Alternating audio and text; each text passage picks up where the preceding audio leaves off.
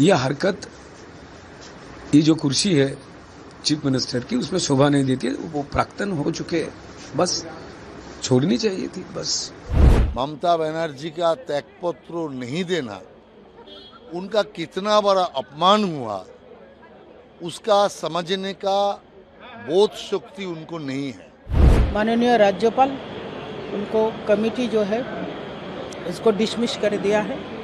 देखिए, संविधान जिस रास्ते पे चलने के लिए हम लोगों को निर्देश दे दिया, उसको कोई इग्नोर नहीं कर सकता है।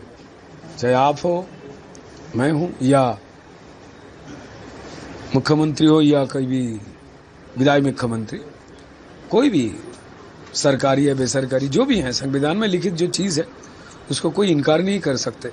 दुखदायक है, जैसे ये SIR ना होने देने की बात हो या कुर्सी ना छोड़ने की बात हो, ये दुखदायक है।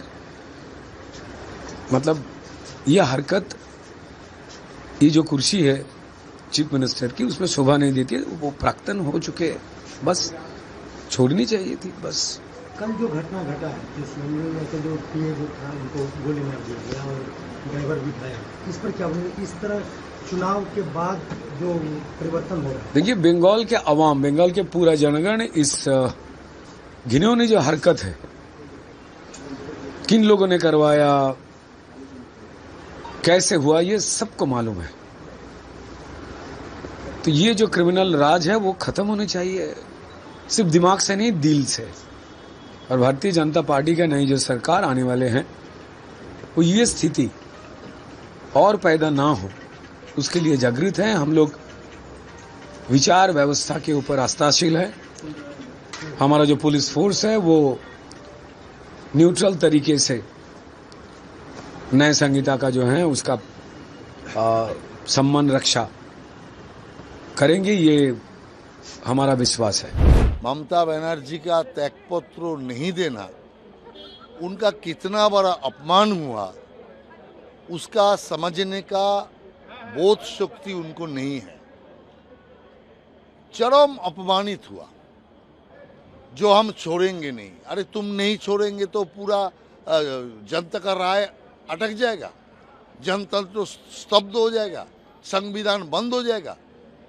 लेकिन आज गवर्नर ने जो आदेश दिया, इस सरकार का म्याद समाप्त हुआ, इसीलिए इस सरकार का म्याद को समाप्ति का घोषणा गवर्नर ने कर दिया और कोई असुविधा नहीं है नया सरकार बैठने का।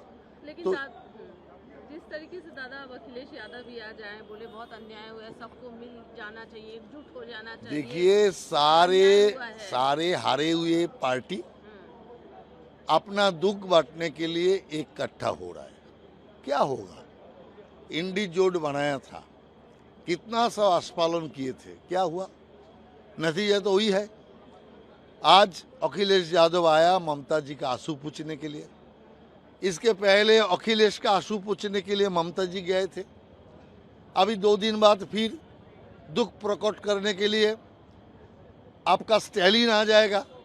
तो सारे हारे हुए मोर्चा इकट्ठा होके वो लोग आगे के लिए सपना देख रहा है। सपना सपना ही होता है, हकीकत नहीं बनता। नियम के तरीके में माननीय मुख्यमंत्री वो जाना नहीं चाहती थी, लेकिन जो संवैधानिक तरीका है वही तरीका से माननीय राज्यपाल उनको कमेटी जो है इसको डिसमिस कर दिया है, तोड़ दिया है। जो सिस्टम है, सिस्टम से चलेगा। लेकिन दीदी तो कह रही थी कि मैं इस्तीफा ही नहीं दूंगी, मैं जाऊंगी नहीं। आप क्या करेंगे? ये कोई बचपने की बात नहीं है, ये बच्चे जैसे हरकतें नहीं चलते हैं। इतना बड़ा मैंडेट लेके भाजपा आए हैं, उनको अगर कहना था तो जब तक काउंटिंग हो रहा था उसी समय कह सकती थी। लेकिन ये बच्चे जैसे बचपनिया राजनीति में, इतना बड़ा देश में, इतना बड़ा राज्य में नहीं चलते हैं। दीदी, बहुत दुर्भाग्यपूर्ण घटना हुई जिस तरीके से चंद्रा को किया गया, क्या कहेंगे इस पर? बहुत मर्मांतिक और दुखद है। देखिए, जो हमारे अब तो सहायक होते हैं, जो PA PS होते हैं, ये तो पॉलिटिक्स से इनका कोई नाता नहीं होते हैं। ये सरकारी काम में सिस्टम को देखते हैं, इसके साथ पॉलिटिकल कोई ताल्लुकात नहीं रहते हैं। इस तरह से ऐसा इनका हत्या अत्यंत अमानविक है। और पश्चिम बंगाल का स्थिति क्या है, किस परिस्थिति में भाजपा को जिम्मेदारी लेना पड़ रही, इसको सुधारने में कितना समय लग सकते हैं, ये अनुमान चल गया है कल।